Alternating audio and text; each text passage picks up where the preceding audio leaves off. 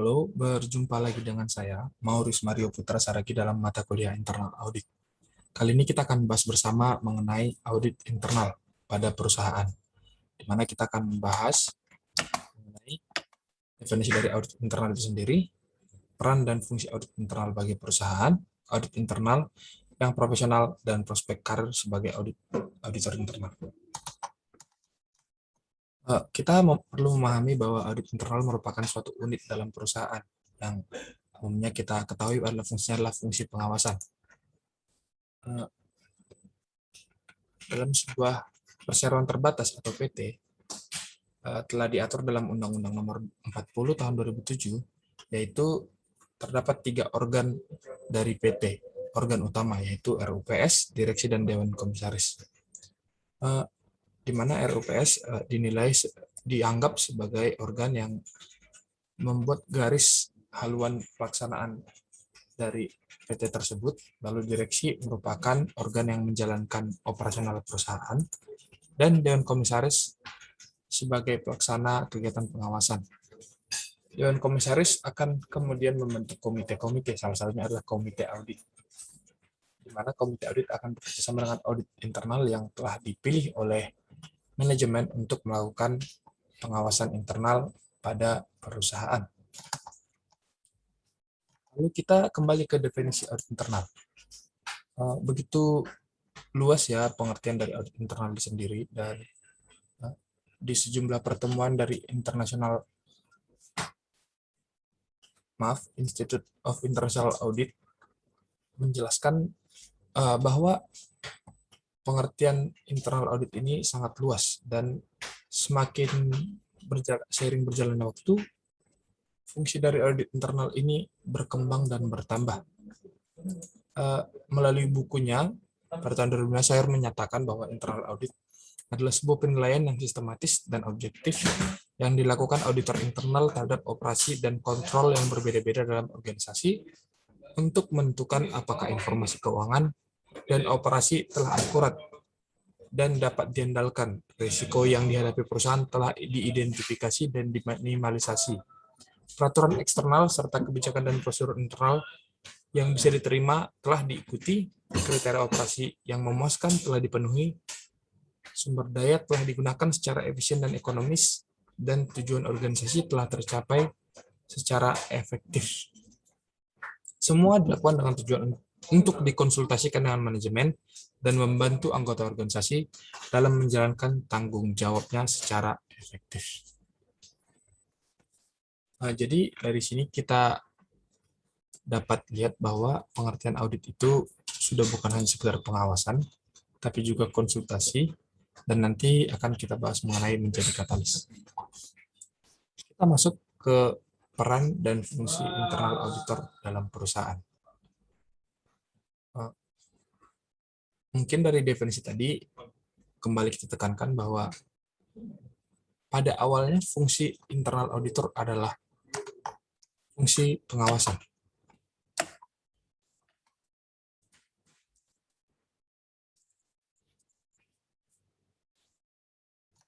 Fungsi pengawasan. Namun secara garis besar, kita mungkin sudah mengetahui bahwa perkembangan dari fungsi audit internal ini adalah dari watchdog, konsultan, lalu menjadi katalis. Watchdog merupakan peran yang dinilai peran paling dasar dari internal auditor, di mana dia berfokus pada penyimpangan, kesalahan, kecurangan, dan organisasi. Kalau di Jen Kementerian PUPR itu ada dibilang fungsi detektif. Metode yang dilaksanakan dalam peran ini biasanya adalah pengecekan fisik, observasi, perhitungan, konfirmasi, dan juga pengujian atas ketaatan transaksi terhadap ketentuan peraturan yang berlaku. Efek dari peran ini dinilai memberikan dampak positif dalam jangka pendek untuk perusahaan. Lalu fungsi ini berkembang menjadi fungsi konsultan. Peran ini berfokus pada tercapainya perusahaan. Dengan peran ini diharapkan internal audit dapat memberikan masukan-masukan dalam menjalankan operasional perusahaan demi tercapainya efektivitas dan efisiensi. Peran ini adalah peran yang dinilai akan memberikan dampak positif jangka menengah untuk perusahaan. Dan yang terakhir adalah katalis. Peran ini dikaitkan dengan istilah penjamin mutu atau quality assurance, di mana menjadi katalis ini diminta untuk meyakinkan bahwa aktivitas yang dijalankan organisasi telah menghasilkan output yang diperlukan oleh penggunanya. Peran ini adalah peran yang dianggap menjadi peran paling tinggi dan memberikan dampak jangka panjang untuk perusahaan. Melihat berkembangnya peran dari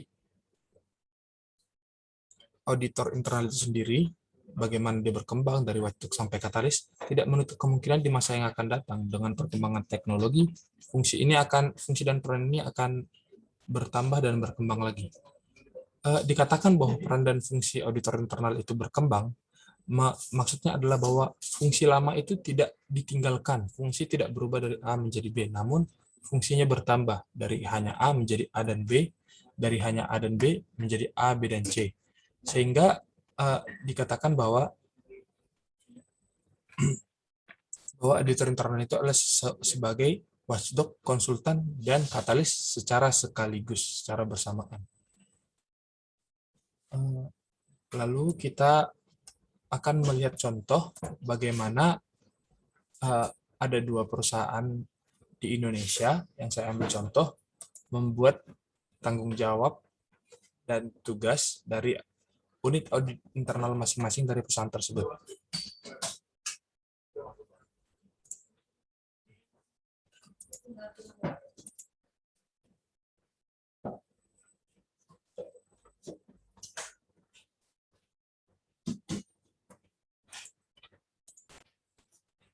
Dapat dilihat bahwa PT Unilever Indonesia Tbk. Di sini dikatakan bahwa tugas dan tanggung jawab dari audit internalnya adalah melakukan identifikasi dan evaluasi paparan yang signifikan terhadap risiko dan kontribusi, memperkuat manajemen risiko dan sistem kontrol. Lalu yang kedua, membantu perseroan dalam melaksanakan kontrol secara efektif dan mengevaluasi efektivitas dan efisiensi mereka, serta dengan mendorong penyempurnaan terus-menerus untuk mencapai kondisi berikut: tersedia informasi finansial dan operasional yang terpercaya dan berintegritas, terlaksananya kegiatan operasional secara efisien dengan hasil yang efektif, dijaganya aset perseroan dan seluruh tindakan dan keputusan perseroan sesuai dengan ketentuan undang-undang dan peraturan yang berlaku. Lalu contoh yang kedua adalah PT Kalbe Farma Tbk. Tugasnya pertama membantu direksi, dewan komisaris dan atau komite audit dalam penerapan tata kelola perusahaan yang baik, menyusun pelaksanaan rencana kerja audit internal tahunan berdasarkan hasil analisis risiko, lalu menguji dan mengevaluasi pelaksanaan pengendalian internal dan sistem manajemen risiko sesuai dengan kebijakan perusahaan, lalu memberikan perbaikan dan informasi yang objektif tentang kegiatan yang diperiksa pada semua tingkat manajemen, membuat laporan hasil audit dan menyampaikan laporan tersebut kepada Presiden, Direktur, dan Dewan Komisaris dan atau Komite Audit, lalu memantau, menganalisis, dan melaporkan pelaksanaan tindak lanjut atau corrective action perbaikan yang telah disarankan, bekerja dengan Komite Audit dalam pelaksanaan tugas tentang jawab Komite Audit, dan koordinasi dengan audit internal yang berada di dalam grup perusahaan. Jadi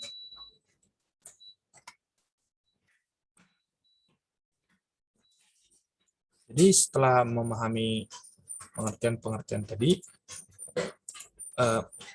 memahami apa yang perusahaan tadi buat sebagai tugas dari unit audit internal mereka, itu menjelaskan bahwa peran ini memang berkembang dari hanya pengawas, lalu konsultan, lalu katalis. Jadi pekerjaan inilah pekerjaan yang sangat berkembang, profesi audit internal. Lalu kita akan membahas mengenai audit internal yang profesional. Bagaimana kualifikasi audit internal yang profesional? Kalau kita dengar kata profesional, ya cenderung kita pasti mengetahui bahwa orangnya harus disiplin, dia menjunjung tinggi integritas, dan lain-lain. Namun sesungguhnya dapat kita ringkas saja kalau yang profesional itu pasti dia mematuhi standar dan etika, di mana Institute of International Audit menerbitkan dokumen baku bagaimana standar pelaksanaan praktek profesional audit internal. Dokumennya adalah dokumen baku. Jadi pengertian profesional di sini tidak mengawang lagi, dia sudah ada standar yang sudah ditentukan. Dan IIA Indonesia juga menerbitkan dokumen mengenai kode etik audit internal. Jadi kedua elemen ini adalah elemen yang tidak terpisah, harus ditaati untuk mewujudkan audit internal yang profesional.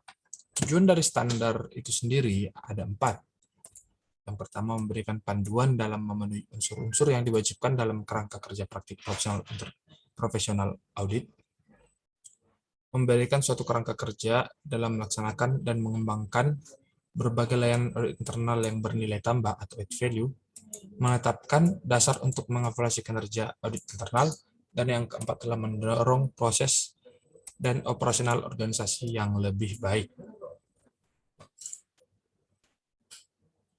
Melalui standar internasional praktik profesional audit internal, terdapat 2 standar yang ditentukan. Yang pertama itu standar atribut, dan yang kedua adalah standar kerja.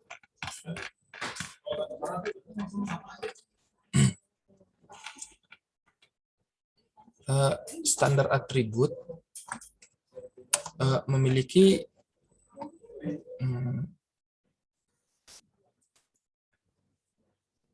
standar atribut dan mengatur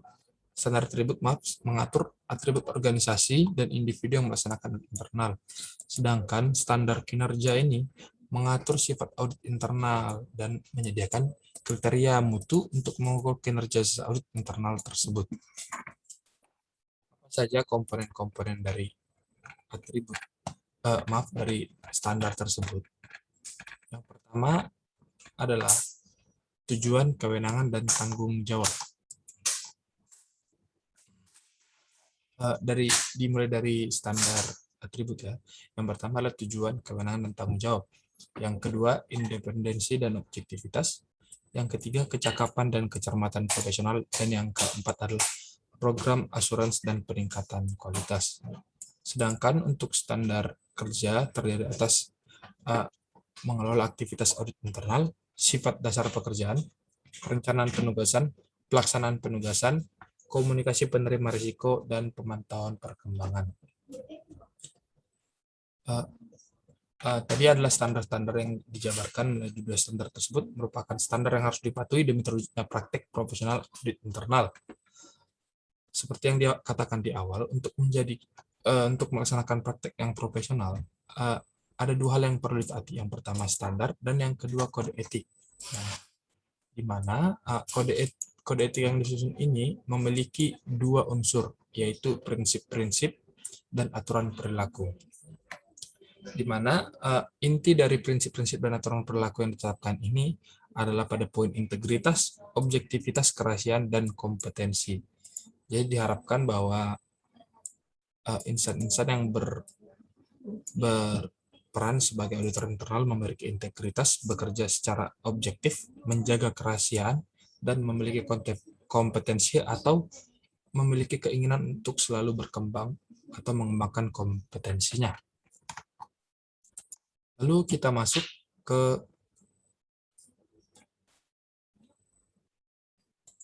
kepada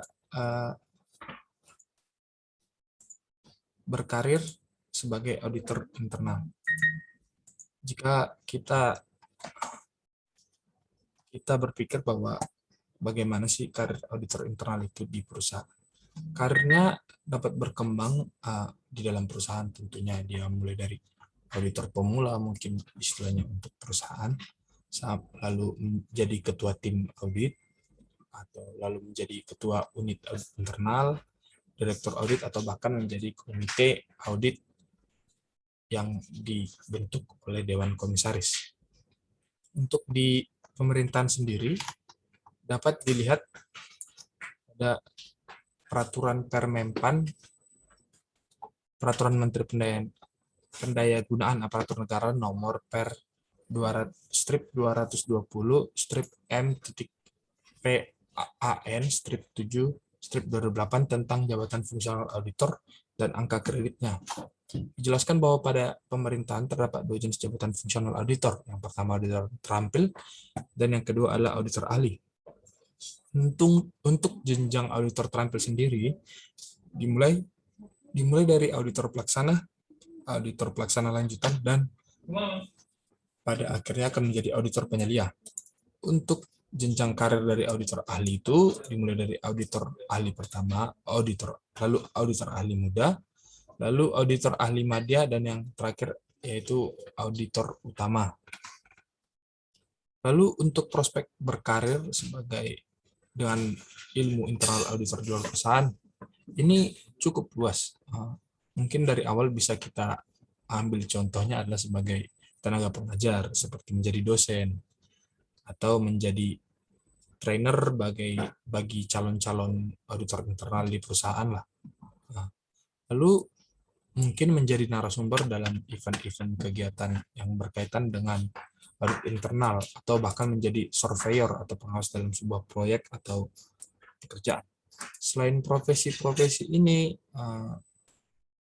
dengan bekal ilmu auditing itu tidak menutup kemungkinan bahwa dengan kemampuan itu kita bisa diberikan jabatan sebagai komite audit, dan bahkan menjadi dewan komisaris independen di perusahaan lain.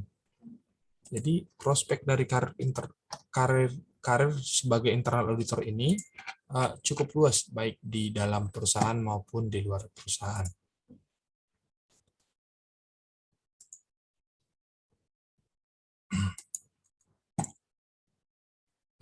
Jadi prospek karir, jadi dapat kita simpulkan bahwa dari definisi dan peran serta dengan prospek karir internal audit, bahwa profesi ini merupakan profesi yang terus berkembang, baik dari peran maupun bagaimana karir profesi ini dinilai dan ditekuni oleh masyarakat. Dimulai dari fungsinya yang tadi berkembang dari watchdog menjadi konsultan, menjadi katalis. Lalu bagaimana bahwa melakukan praktik audit yang profesional itu memiliki standar-standar dan kode etik yang baku. Jadi pelaksanaannya itu tidak mengambang, tidak sekedar harus punya ini, harus punya itu, udah pelatihan ini, backgroundnya ini, backgroundnya itu. Tapi dia sudah jelas bahwa standar ini harus dipatuhi, standar atribut harus dipenuhi, standar kerja harus dipenuhi, kode etik harus ditaati. Seperti itu. Dan berkarir juga di auditor internal. Selain di luar perusahaan, masih banyak peluang untuk berkarir dengan ilmu-ilmu yang telah dimiliki sebagai auditor internal.